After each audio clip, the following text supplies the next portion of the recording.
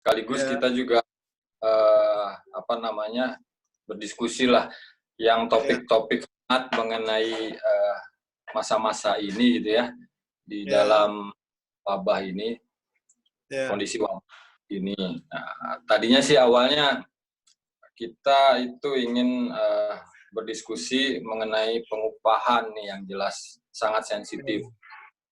Baik pengupahan reguler tahunan ataupun pengupahan dalam kondisi spesial masa wabah ini gitu kan. Ya. Itu agendanya. Yang kedua mungkin nanti kita juga ingin menanyakan perkembangan mengenai perjuangan kita tentang penolakan Omnibus Law, baik itu Gekanas ataupun di Konfederasi PPI secara umum gitu. Jadi mungkin diawali ini deh, Bung, yang reguler kita mau mereport nih teman-teman diskusi. Di kita terdiri dari 12 PUK. Ya. Pasca surat gubernur kemarin awal tahun, kita secara aktual penerapan kalau UMK sudah semua ya, Bung, tolong koreksi yang lainnya. Nah, kalau yang UMK dari 12 itu yang baru konfirmasi dalam pelaksanaannya itu baru 3 ya, Bung ya. Bung Imam atau Bung Bobi bisa koreksi. Baru 3 PUK kurang lebih. Sementara betul. Sementara dari untuk Kota Cilegon sendiri, ini saya catat ini hasil dari DPK-nya terdiri dari 154 sub number 5 digit ya kalau nggak salah saya. Nah ini ada temuan-temuan yang memang pada tahun ini yang sebelumnya bisa melaksanakan UMSK, ternyata ada beberapa PUK yang tahun ini tidak bisa melaksanakan. Karena memang tidak terakomodir oleh 5 digit yang gubernur baru keluarkan tahun ini. Nah, kemarin kita juga sempat diskusi kecil dengan Pak Ketum, Pak Abdullah. Ya, sekiranya di Bekasi ada hal-hal yang mengenai teknis, gitu kan. Bagaimana pendekatan terhadap yang dalam hal ini mungkin kan Disnaker sebagai penengahnya atau wasitnya, gitu kan. Perihal perusahaan atau yang sebelumnya telah melaksanakan UMSK tapi tahun ini ternyata tidak bisa terbentur karena kendala 5 digit itu. Tapi secara definitif masih ada grup istilahnya kelompok umumnya gitu kan dari 3 digitnya gitu. Nah, ini pendekatan apa sekiranya yang teman-teman di Bekasi atau di Karawang gitu kan yang pernah atau sampai saat ini masih bisa mempraktekkan itu gitu kan pendekatannya. Begitu Bung kira-kira. Oke Bung ya. Selamat malam ya semua. Ini kan PUK, PC sama PUK nih ya? PC semua. PC semua. Aduh, saya belum familiar, sorry ya. saya jarang sekali Cilegon ya. Jarang ya, Bu ya. Maaf ya, karena kan Pak Chandra sering ajak kan, sering bikin diklat segala, saya nggak bisa itu ya, mohon maaf ya. Iya. Masalah sektoral ya. Sektoral ini kan tiap tahun dikaji ulang ya oleh DPK harusnya ya. Jadi nggak selamanya perusahaan itu termasuk dalam sektor. Karena di Permenaker nomor 15/18 itu kan ada 4, bukan 5 digit aja, ada 4 ya.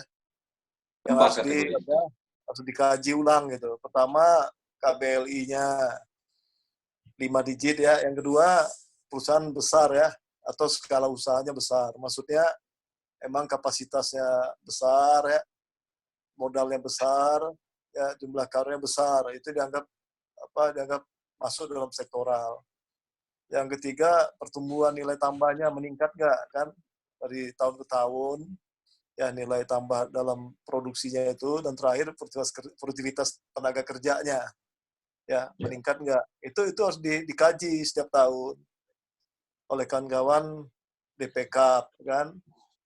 Seandainya pada tahun ini dalam kajian itu tidak mampu, ya jangan dimasukkan dalam sektoral. Tetapi kita biasanya nggak mau. Biasanya kalau sudah masuk dalam sektoral harus masuk terus gitu. Itu keinginan kita gitu. Pengusaha pada kondisi saat ini dia nggak mampu, dia bikin surat biasanya kepada Disnaker untuk menyatakan nggak sanggup kan pada posisi sektoral. Sehingga nanti seharusnya tim DPK turun ke lapangan, dilihatlah kondisi perusahaan itu, ketidakmampuannya kan dari empat kategori ini. Kalau memang dalam 4 kategori ini nggak mampu, ya jangan dilanjutkan seharusnya. Kalau dia masih mampu, ya lanjutkan masuk dalam sektoral. Jadi sektoral itu bisa berubah-berubah harusnya menurut Permenakernya gitu. Ya nggak harus selamanya dia masuk sektoral terus. Bisa suatu saat dia hilang atau suatu saat dia muncul yang baru, bisa aja yang tadinya nggak masuk sektoral tetap bisa masuk gitu. Menurut kajian DPK. Ini DPK yang mengkaji setiap tahun. Tapi di kita biasanya mempertahankan terus selamanya, pokoknya sektoral yang sudah masuk ya masuk terus gitu. Nah, sehingga saat perusahaan menyatakan keberatan, ya disitulah peran SP kan untuk mempertahankan agar nggak degradasi lah ini perusahaan.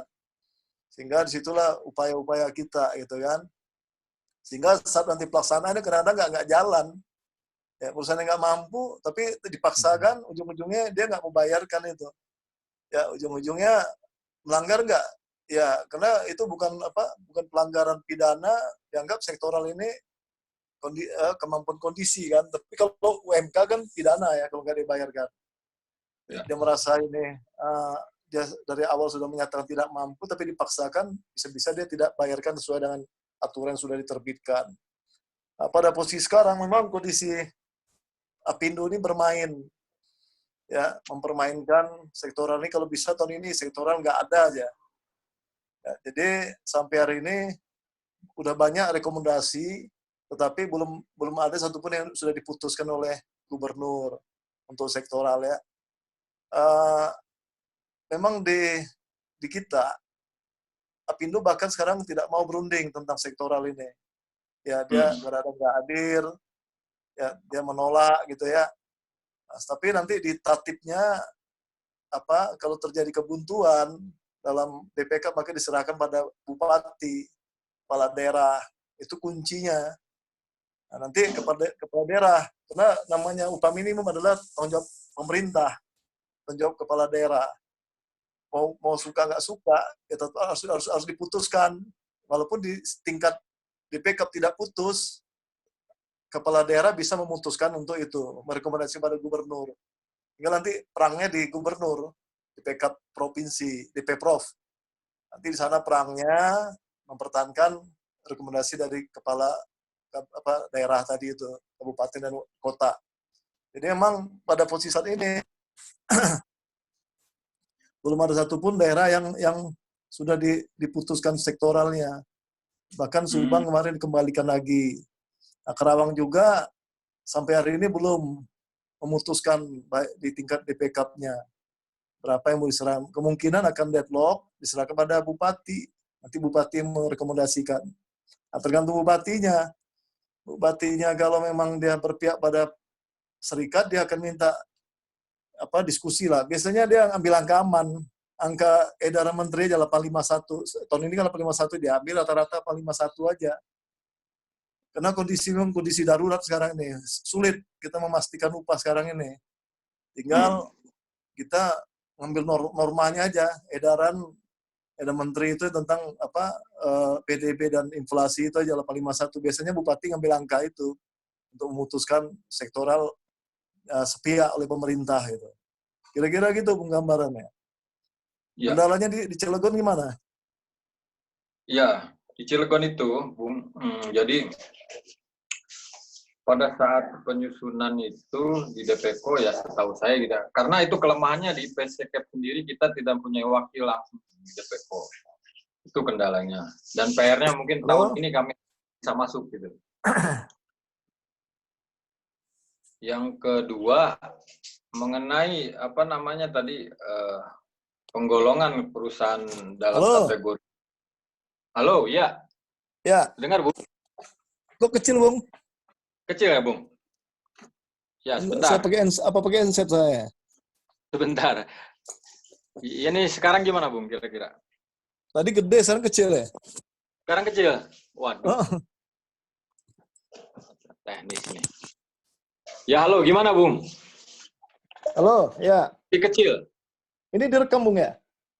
Ya, betul. Oke, oke. Kedengeran, Bung? Ya, kecil. Kecil ya, sebentar, Bung.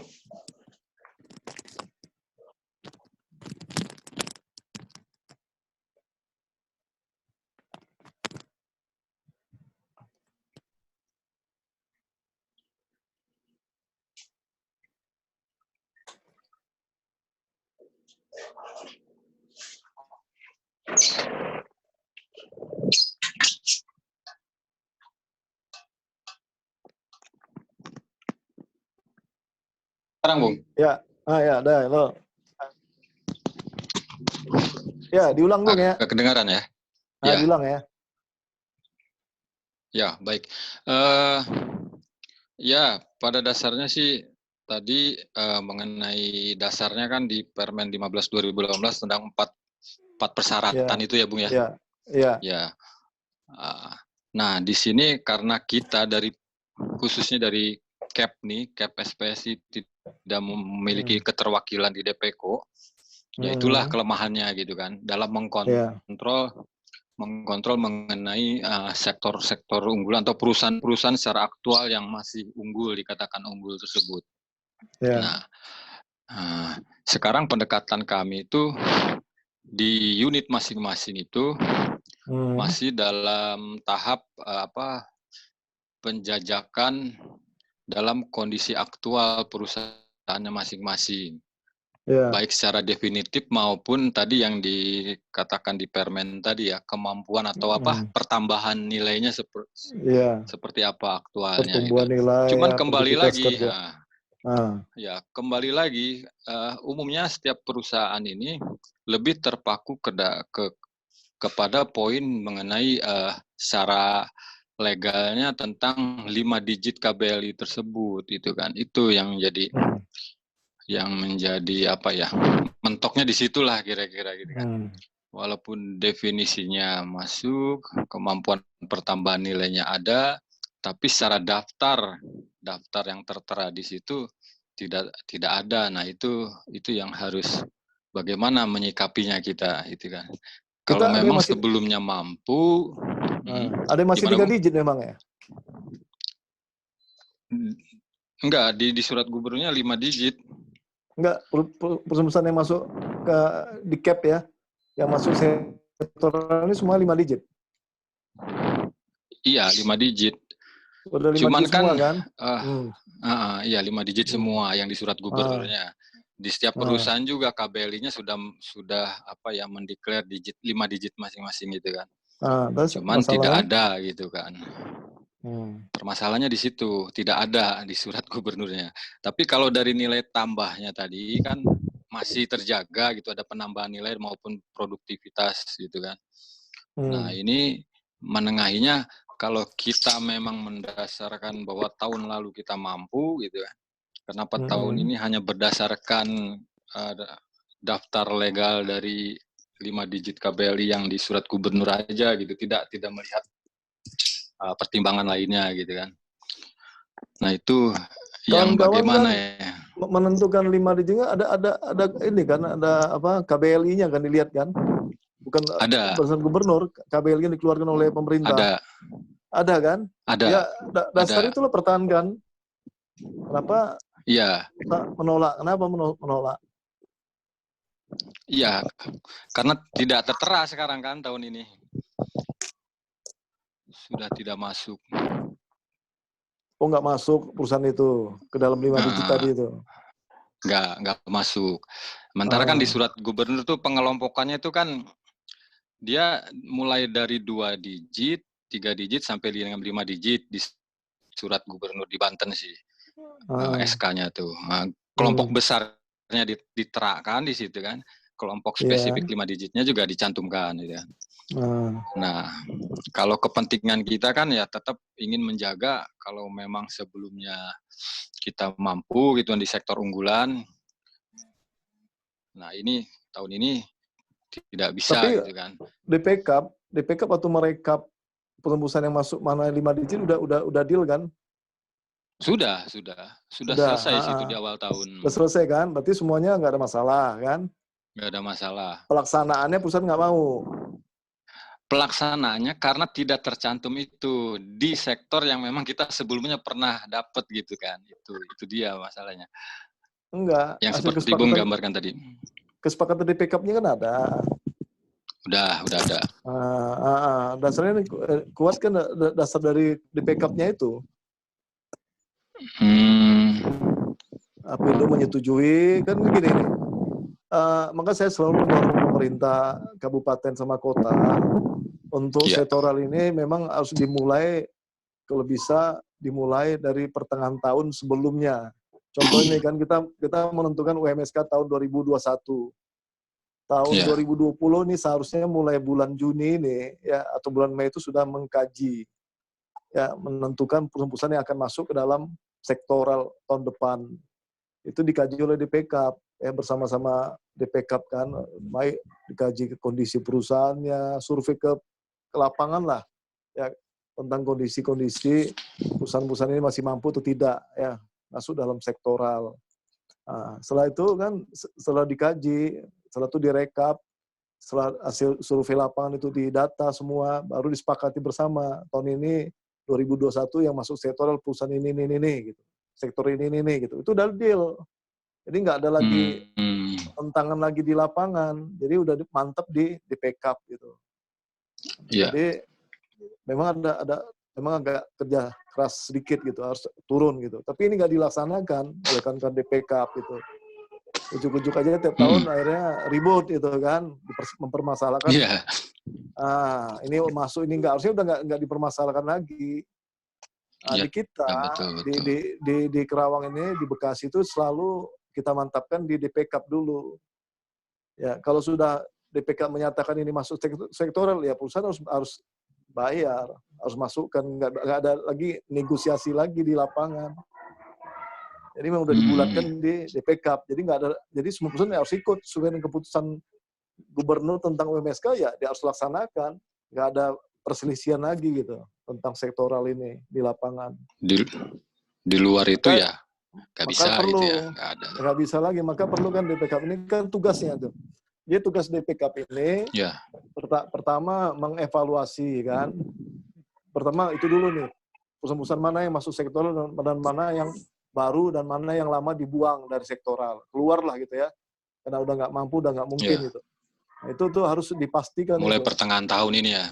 Ya, setelah itu kena sifatnya bipartit, dikasih kisi-kisinya oleh DPK agar perundingan antar sektoral ini berjalan. Contohnya kan kita ada sektoral kimia, sektor karet segalanya kan, sektor dikasih nih kisi-kisinya apa aja kisi-kisinya supaya bipartit ini bisa jalan.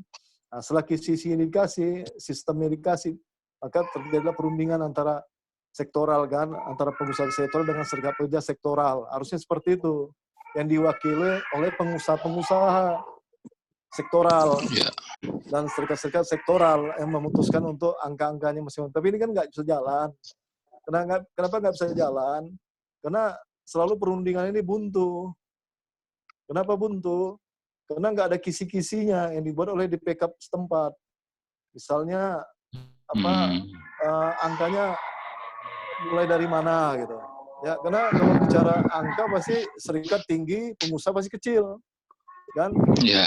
Dimulai dari mungkin inflasi, kita minta mungkin di atas 10 atau 20% mintanya gitu. Ujung-ujungnya nggak ketemu, kan? Nah, maka betul. Untuk rapat bipartit sektoral ini ditentukan oleh DPK, kan? Bagaimana cara rapatnya, waktunya, berapa lama,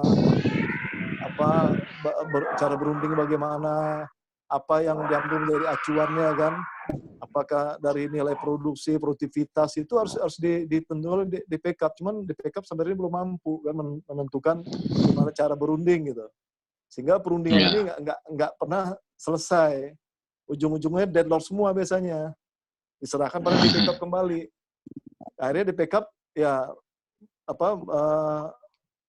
kan harusnya kan angka itu angka bipartit sektoral harusnya.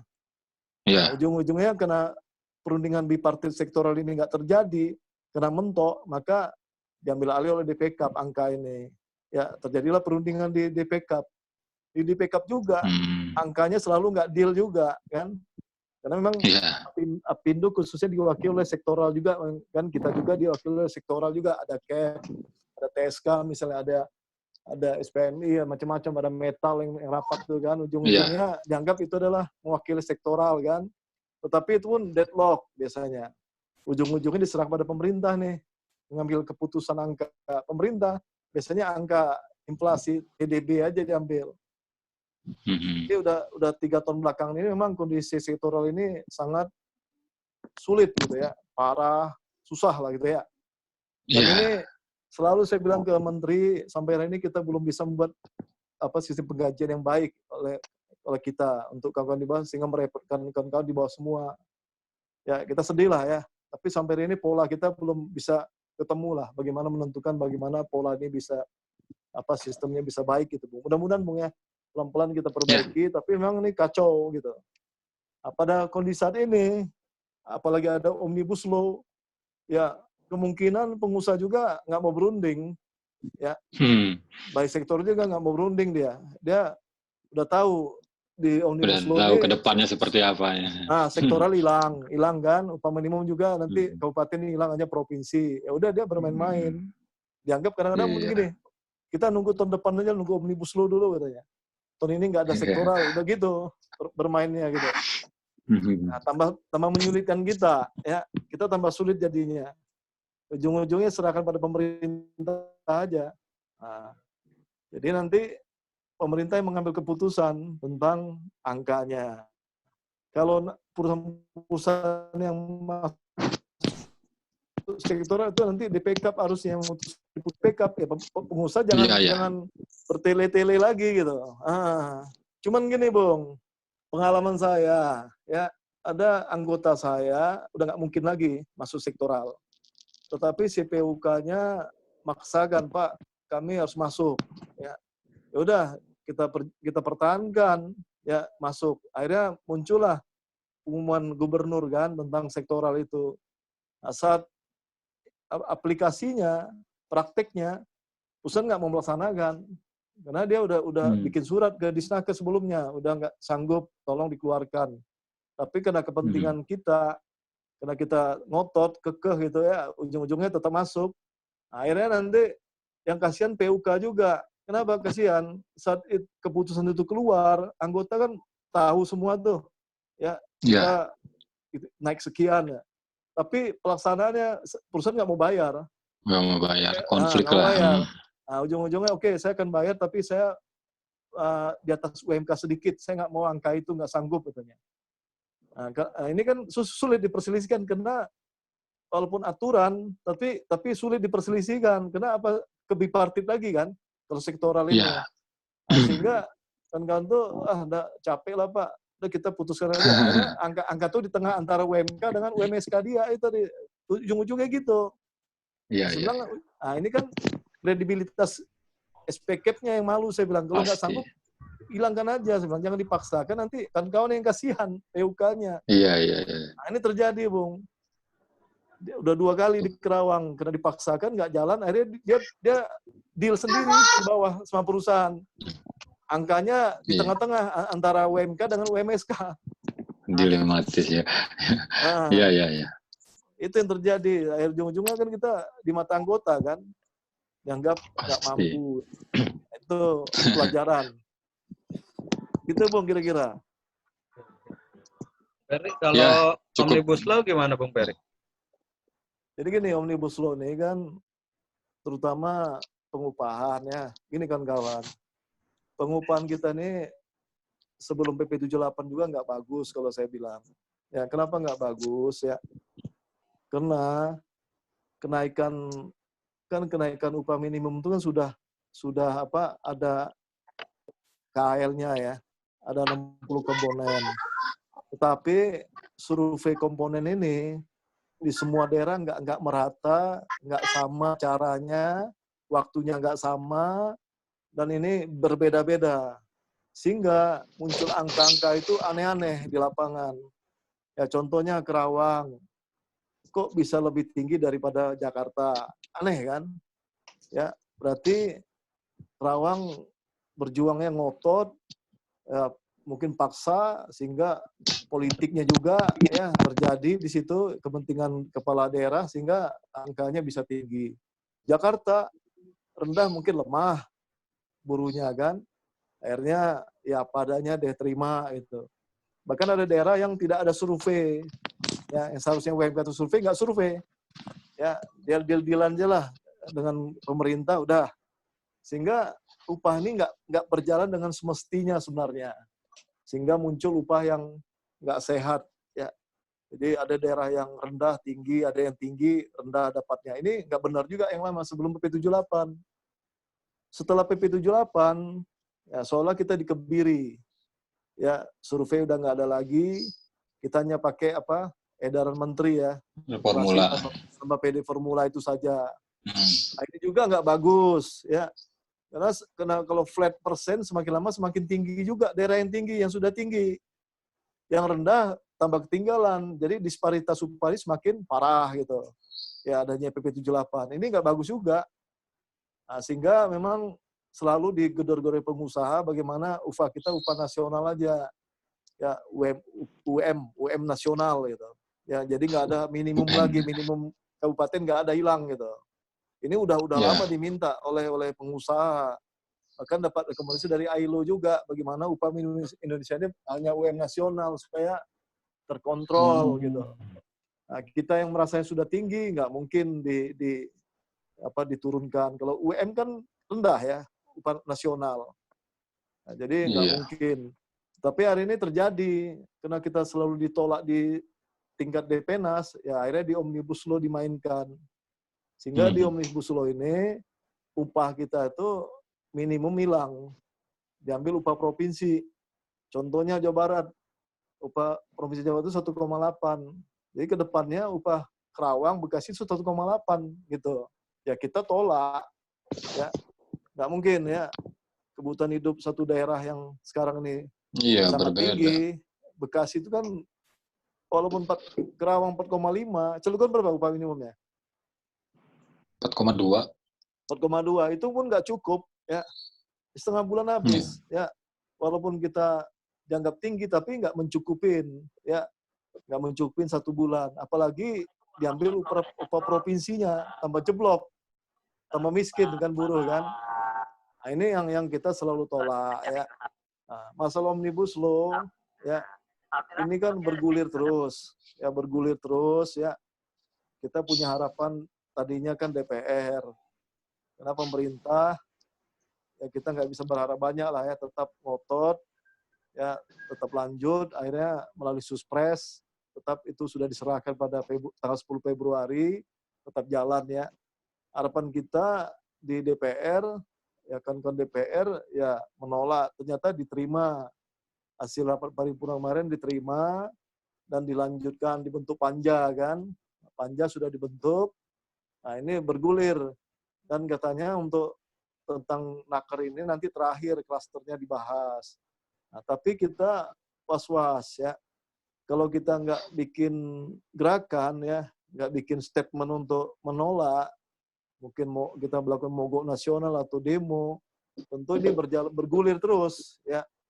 Nah, tentu kita melalui wadah MPBI, PPKP juga hari sudah bikin surat ke Mabes Polri untuk melakukan aksi tanggal 30 April. Harapan kita aksi nggak terjadi, tapi apa yang diharapkan kompromi lah ya. Jadi kita berharap banyak kepada kepolisian ya sebagai pengaman negara ya. Ini benar-benar adil gitu. Jadi untuk bisa menjembatani antara kita dengan DPR atau pemerintah, ya oke, kita nggak turun, nggak aksi karena PSBB, Tapi kita minta perundingan untuk Omnibus Law di DPR dibatalkan, ya, atau ditunda lah gitu, ya, selama COVID ini dulu. Itu yang kita minta cabut atau batalkan. Nah, ini yang kita harapkan, ya. Tapi itulah yang kita dalam waktu-waktu menjelang sampai tanggal 30 kita masih berdoa lah, ya, berdoa berharap agar tekanan kita ini, ancaman kita untuk mogok ini benar-benar nggak terjadi, tapi pemerintah membatalkan lah gitu. Ya, ini yang kita harapkan, ya. Mohon doakan semua. Saya pun nggak berharap lah kita demo, ya kita turun ke jalan, kasihan kan pada kondisi virus yang seperti ini kan, mungkin korban tambah banyak nanti di kita, ya. Tetapi Ya itu. kenapa kita punya semangat untuk turun? Karena kita dianggap kita masih kerja. Ya, kita semua pekerja kan masih bekerja kan. Ya, kita anggap PSBB itu nggak berlaku bagi kita. Ya. Jadi kita punya hak untuk unjuk rasa. Karena PSBB itu bukan untuk kita gitu. Ya, itu yang kita tekan kepada kepolisian. Kenapa kita harus demo? Ya karena PSBB itu nggak berlaku bagi buruh. Kalau berlaku bagi buruh ya udah libur kita semuanya kan. Nah, itu Bung. Teman-teman mungkin Bung Ketua. Ya, terima kasih buat Bung Ferry yang sudah menyampaikan pemaparan yang menurut kami cukup berguna buat kami. Problem kita memang PC Cilegon, ya kita belum ada keterwakilan di DPK sama LKS tripartit di Kota Cilegon. Nah, PR kita selama ini lagi mengumpulkan data ini untuk verifikasi. Nah, kebetulan bulan-bulan ini kita sedang verifikasi, Bung. Mudah-mudahan di 2020 kita bisa ikut andil di DPK Cilegon. Sebenarnya problemnya di situ, karena kita nggak bisa KBLI masing-masing PUK kita belum pernah kita sampaikan ke DPK kota gitu. Selama ini gitu. kita cuma ngikut aja sebenarnya, Bung. Jadi makanya kita nggak terdaftar. Itu sebenarnya intinya. Nah, cuman dari diskusi kita kemarin ada beberapa celah sebenarnya. Misalnya kalau sektoralnya ada di suatu perusahaan ada 2 atau lebih dari 1, nah itu sebenarnya celah. Cuman tadi kalau memang harus 5, sepertinya ya akan gagal lagi usaha kita gitu kan. Karena 2 tahun berturut-turut mereka dapat, tahun ini tidak dapat. Itu yang kita pertanyakan ke perusahaan itu.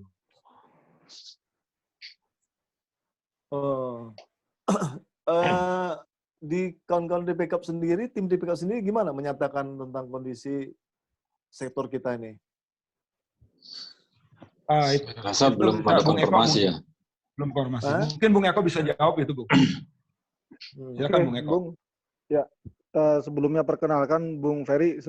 Sebenarnya sih kita sering ketemu nih, cuman karena jarang komunikasi jadi mungkin nggak kenal. Iya. Sebelumnya perkenalkan saya Eko, kebetulan saya menjabat sebagai sekretaris nih di PC. Jadi mengenai pokok bahasan tadi UMSK, itu memang betul apa yang dikatakan oleh Bung Ketua tadi, Bung Imam, bahwasannya selama ini dari beberapa periode PC itu kita belum pernah duduk di DPK karena ada dulu itu kurang tahu jalannya sejarahnya, tapi intinya keterwakilan kita itu nggak mutlak di DPK karena kita ada kaitan dengan satu organisasi federasi namanya BPU dulunya. Dan teman-teman dari BPU masih ada di DPK. Jadi kita istilahnya nitip omongan lah ke teman yang sudah ada duduk di DPK Cilegon. Nah, dari situ otomatis rincian mengenai KBLI itu secara mendetail terhadap PC, SPKP itu tidak ada penggolongannya, kurang detail lah. Jadi kita ikut SPKP sebelah, SPKP KSPI di Cilegon. Jadi intinya tadi yang salah satu kasus yang diangkat adalah ada satu anggota kita yang anggota kita di perusahaan sini itu 2 tahun atau 3 tahun itu berturut-turut memang mereka dapat UMSK. 3 digit 3 digit di depan itu memang masuk ke dalam putusan gubernur, Bung. Tapi begitu mengacu pada PP yang tadi Permenaker ya nomor 15 ya. itu, yang harus mengisyaratkan adanya 5 digit, di sini perusahaannya mulai tersadar. Perusahaannya si pemberi UMSK ini mulai tersadar, mereka mulai paham dan mereka menuntut, tolong bantu kami menjelaskan ke pimpinan bahwasanya ini aturannya memang harus 5 digit. Kenapa kalian cuma mempertahankan 3 digit? Gitu. Sebenarnya hal itu sudah kita bantu untuk kita jelaskan ke pimpinan perusahaannya. Jadi kita berikan penjelasan bahwasanya dengan 3 digit itu kan sebuah pengelompokan besar.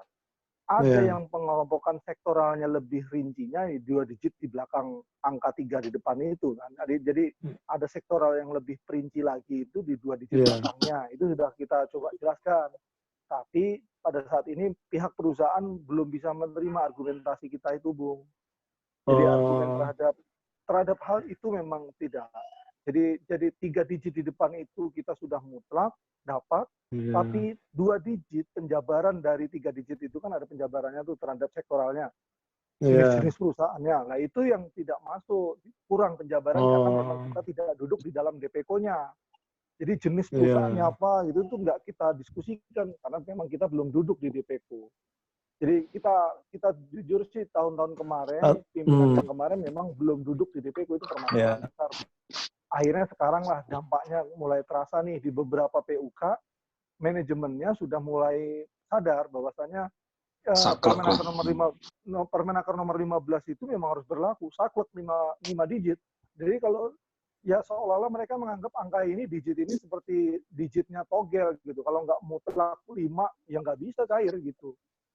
Jadi kalau kita sih tetap menyarankan kepada pihak-pihak perusahaan yang terkait yang sebelumnya sudah menjalankan UMSK, harap untuk ya tetap mengaplikasikanlah UMSK. Jadi itu yang pertama. Yang keduanya ada beberapa langkah yang sudah ditempuh oleh PC Cilegon terkait UMSK ini.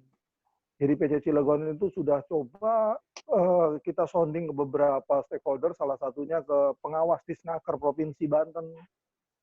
Kita sempat ya sedikit sharing lah, tanya-tanya dulu sebelum kita lebih lanjut menyelesaikan permasalahan ini kan. Jadi pihak Disnaker pun juga. Halo. Ya, sinyalnya terganggu. Ya. Dapat dan tidak. Jadi intinya adalah mereka menyarankan agar ini didiskusikan secara baik-baik. Jadi hal-hal seperti itu mereka menyarankan supaya didiskusikan dan lebih mengarahkan kepada supaya kita ada perundingan bipartit dengan pihak perusahaan. Jadi tidak lewat jalurnya pengawas. Jadi begitu, Bung, untuk yang UMSK yang di salah satu perusahaan kita. Ada beberapa perusahaan yang manajemennya menanyakan akan hal itu.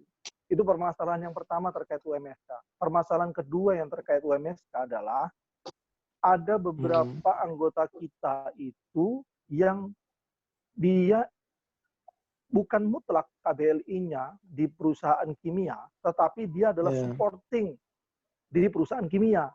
Jadi dia contohnya penyedia jasa tenaga kerja di perusahaan kimia kita. Jadi secara KBLI otomatis mereka tidak masuk secara KBLI karena mereka masuk ke dalam perusahaan penyedia jasa, layanan jasa tenaga kerja. Tetapi skup pekerjaan mereka adalah di kimia dan di wilayahnya kimia istilahnya itu. Contohnya kayak security, office boy, kayak tenaga packing, tenaga ya yang di lapangan lah. Nah, akan hal ini juga sudah dari tahun lalu ya, dari 2015-2016 itu sudah coba kita angkat dengan diskusi dengan Disnaker, tetapi pihak Disnaker pun ya kebingungan juga pada dasarnya menjawab akan hal ini. Sampai akhirnya pada diskusi di tahun 2018 kalau nggak salah, itu pernah kita angkat diskusi dengan pihak Apindo. Pada saat itu saya ikut di sidang DPK. Jadi saya ikut aja lah pokoknya, meskipun saya tidak ada keterwakilan tapi saya ikut duduk pokoknya ngedengerin. Saya nitip ngomong pada saat itu sama teman-teman yang ada di situ karena saya memang belum boleh bicara di situ kan karena belum ada istilahnya belum diperkenankan lah. Jadi di situ saya menanyakan pada pihak BPS, Badan Pusat Statistik, kalau ada kejadian seperti ini bagaimana? Terus saya tanya ke pihak-pihak yang ada di situ, duduk di situ, semua menjawab, ya pada dasarnya kalau memang dia bekerja di perusahaan di wilayah situ, meskipun dia supporting, harusnya dapat perlakuan yang sama. Itu jawaban pihak lain. Tapi begitu kita bicara dengan Apindo, beda lagi jawaban. Kita lihat KBLI-nya dong. KBLI dia kan bukan perusahaan kimia, ya nggak bisa dapat. Jadi kembali begitu, jadi putar-putar aja, Bung. Itu jadi UMSK itu sekarang lagi ada dua hal itu gitu, Bu. Kalau untuk UMSK. Dan langkah-langkah yang kita lakukan saat ini ya mempercepat verifikasi yang kita lakukan supaya keterwakilan kita di DPK tahun pembahasan 2021 ini kita bisa sama-sama diskusi nanti untuk membahas UMSK ke depan ini, Bung. Itu Bung secara informasi saya. Oke, Bung. Bung yang tentang berselisih itu yang perusahaan nggak melaksanakan upah KB 5 ini sebenarnya kan keputusannya sudah ada ya. Jadi keputusan gubernur kan sudah ada, misalnya kan memutuskan perusahaan A masuk ya dalam sektoral gitu ya. Perusahaan keberatan saya nih bukan KB 5, itu sebenarnya keberatannya bukan ke pekerja, kepada pemerintah kan, tentu pada gubernur, melalui DP Prof kan DP Prof memutusin itu atas rekomendasi dari kabupaten kan. Rekomendasi kabupaten ini kan nanti dirapatkan lagi di DP Prof, disaring lagi nih perusahaan yang masuk itu apakah layak atau masuk. Tapi kalau memang itu diputuskan itu sah kan. Kenapa syarat ini juga kan nggak mutlak 4. Di antara 4 ini termasuk bisa 2, bisa 3 gitu. Ya, memenuhinya nggak harus 4-4-nya gitu. Nggak mutlak 4. Misalnya dia KBL 3 tapi di sisi lain yang 3 lagi tentang nilai tambah segala mampu, ya nggak ada masalah. Selama memang disepakati di PK gitu. Dan keberatan ini bukan kepada pekerja, kepada pemerintah. Ya, nanti minta jawaban dari DP Prop-nya atau gubernur. Ya, itu yang harus kita menjadi pegangan. Sekarang kan kawan harus berjuang melalui ke tingkat pengawas provinsi, misalnya kita juga ke DP Prof gitu, minta penjelasan lah gitu ya tentang yang tadi dianggap 3 perusahaan nggak mau bayar gitu. Gitu caranya. Karena kalau sudah diputuskan itu harus dibayarkan ya, nggak beralasan saya masuk ke BL 3 nggak beralasan. Itu adalah keputusan DPK. Kan DPK itu ada pengusaha, ada pemerintah, ada pekerja. Itu mutlak ya harus dilaksanakan gitu. Nggak bisa menolak. Yang kedua tentang apa tadi tuh yang jenis pekerjaannya yang KBLI-nya. Jadi satu usaha apapun posisi pekerjaannya itu semuanya terlibat ya dalam UMSK itu, baik dia security, cleaning service selama di areal pabrik gitu ya, berarti dia bekerja pada perusahaan yang termasuk syarat yang UMSK tadi itu dianggap apapun statusnya ya sama kayak upah minimum. Upah minimum itu kan untuk semua ya, yang pekerja bujang dan lajang di bawah 1 tahun, apapun posisinya, sama sektoral juga ya, mau security, mau dia office boy, mau dia driver, mau dia pabrik ya, selama dia usia masa kerja 1 tahun dapat sektoral. Itu semuanya nggak upah itu kan nggak mengacu pada jenis satu pedoman. Hanya jenis usaha pada pabrik itu. Hanya pada satu pedoman. Pada satu pedoman pabrik itu pada usaha tadi itu. Jadi nggak walaupun dia pakai outsourcing mau pakai apa ya dia kena sektoral semua. Jadi OPTA nih dia outsourcing beda nggak bisa. Kan dia bekerja di dalam perusahaan itu, baik security-nya. Jadi sebenarnya kawan-kawan dari provinsi juga menjelaskan itu harusnya ya. Jadi jadi minta penjelasan dari pemerintah juga, provinsi, gubernur, minta dijelaskan ini tentang pembedaan ini. Sebenarnya itu rekomendasi-rekomendasi itu yang diperlukan kawan-kawan untuk menegaskan gitu, atau dari DP-Prop atau dari gubernur. Jadi harus tegas. BPS benar memang seperti itu emang iya. Pengertiannya seperti itu. Iya. Ya. Gitu, Bung. Oke, Bung. Ya, jadi jelas ya kira-kira teman-teman bahwa memang yang terjadi di Cilegon ini semua perusahaan itu terpaku pada satu pedoman saja gitu kan. Dari 4 persyaratan permen tadi kan. Hanya berdasarkan kepada surat mutlak 5 digit aja, itu permasalahannya kan yang ditemukan di lapangan. Iya. Nah, sekarang sudah jelas bahwa pemaparan Bung Peri tadi bisa membuka tentang pendekatan terhadap 3 pedoman lainnya yang mungkin masih harus kita perjuangkan.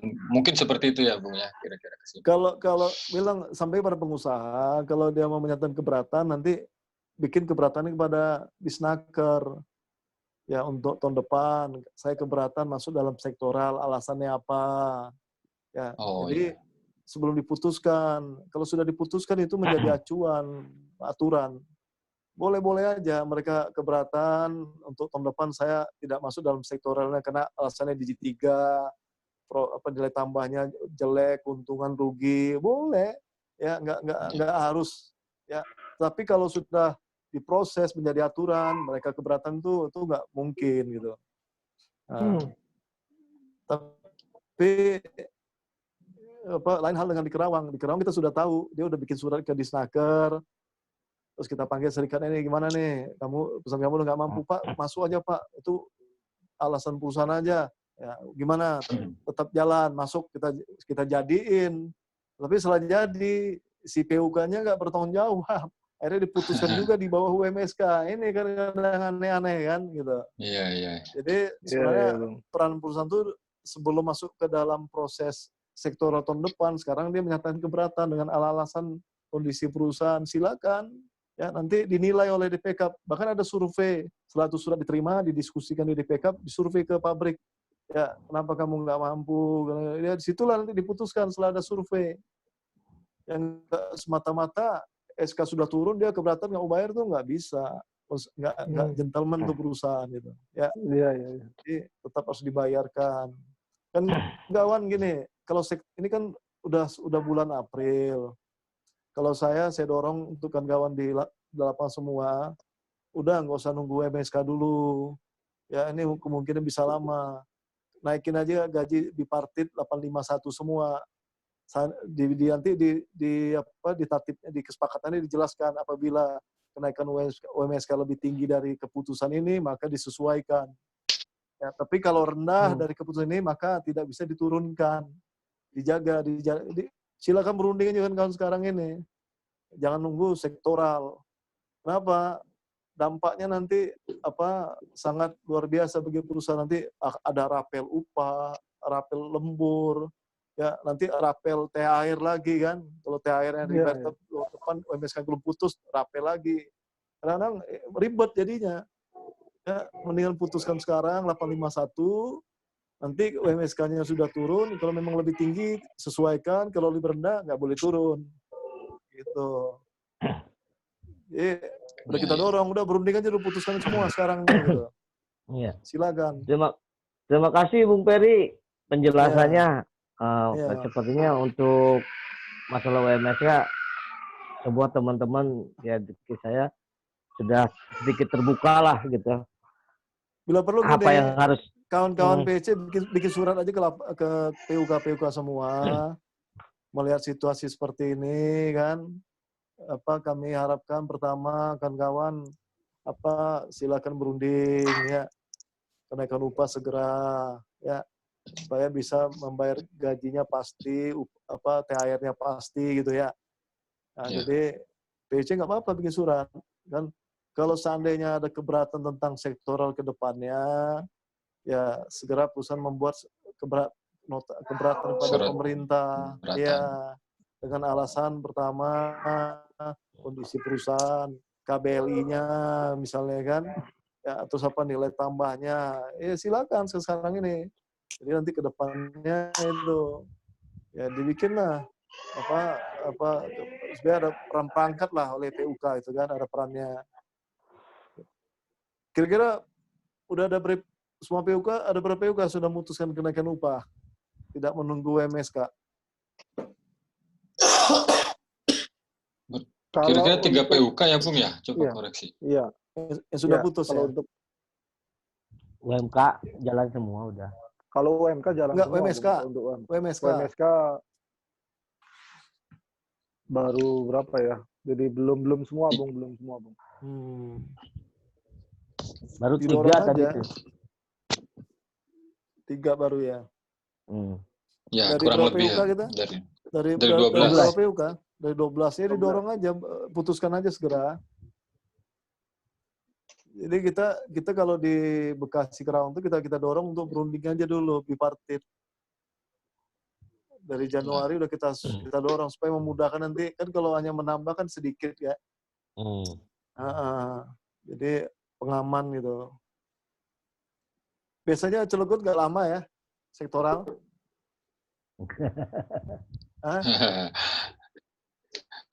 Kalau Kerawang bisa Kerawang sampai akhir tahun kadang. Jadi rapetnya 1 tahun. Pertama kali ada UMSK juga sampai setahun, Bu. Sampai ke MA juga kan. Iya. Kasian kan gajinya terkatung-katung ya. Iya.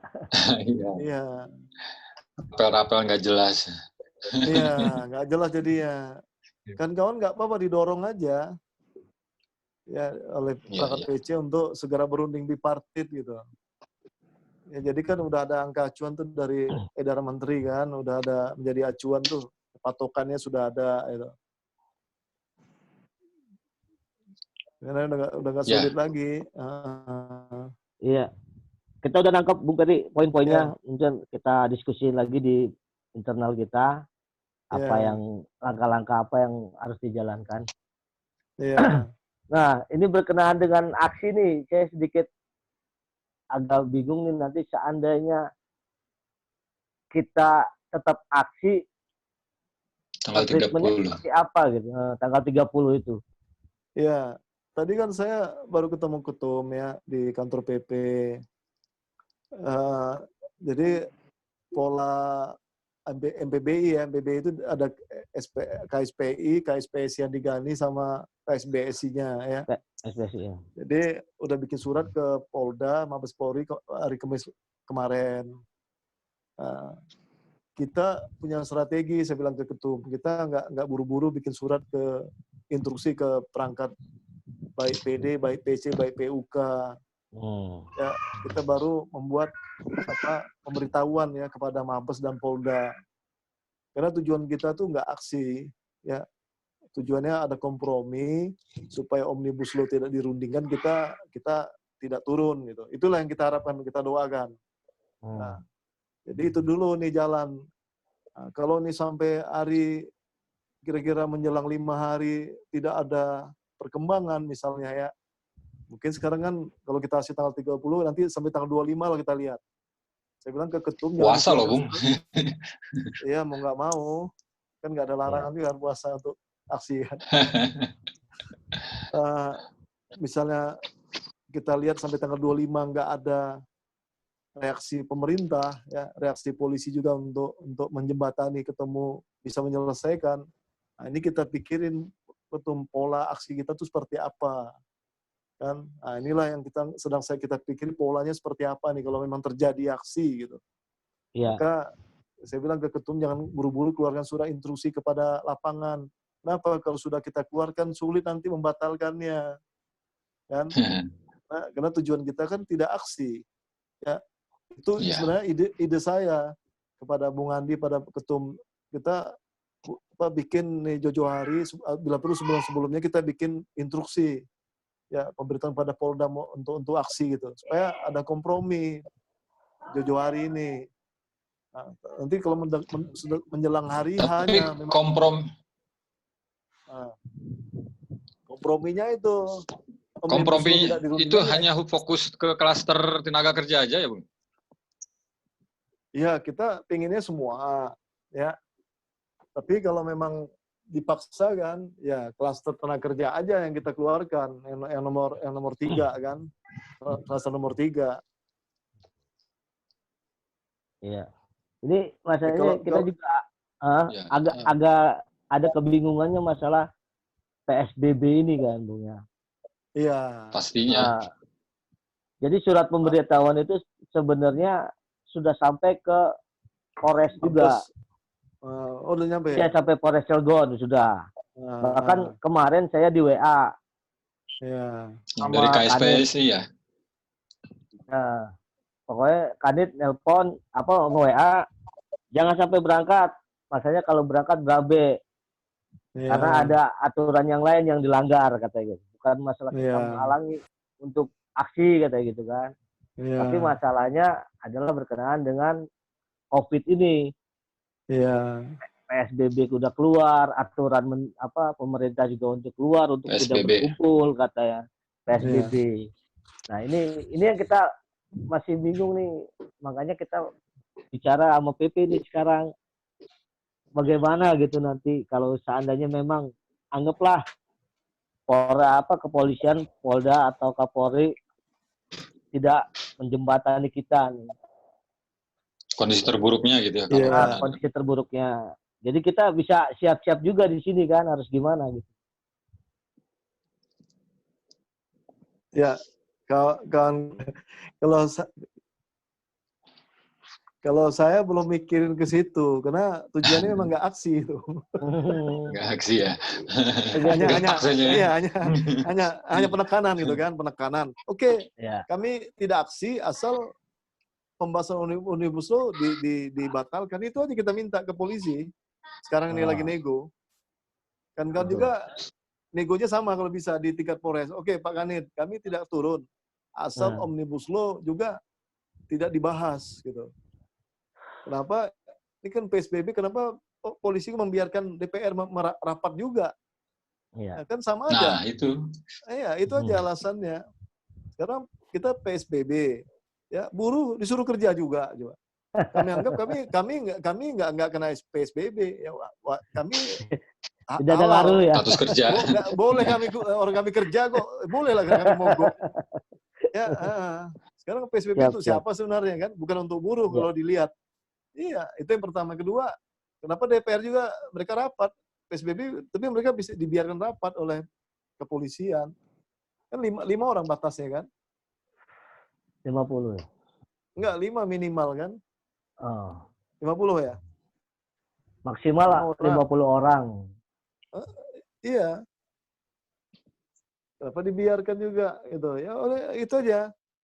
Oke, kami tidak turun aksi, tapi Omnibus Law tidak dibahas. Itu yang sedang kita negokan, Bung. Siap. Kalau ini nanti ini mentok, ini yang saya bilang ketum, gimana pola kita, gitu kan? Maka jangan buru-buru dikeluarkan oleh anggota dulu, ya. Karena nanti kalau sudah dikeluarkan surat instruksi, susah mencabutnya, kan? Ya. Karena kita belum nemuin polanya, Bung. Ya, Bung Eko ya. Ini makanya. Tapi yang dari konfederasi itu udah nyebar ya? Suratnya. Udah.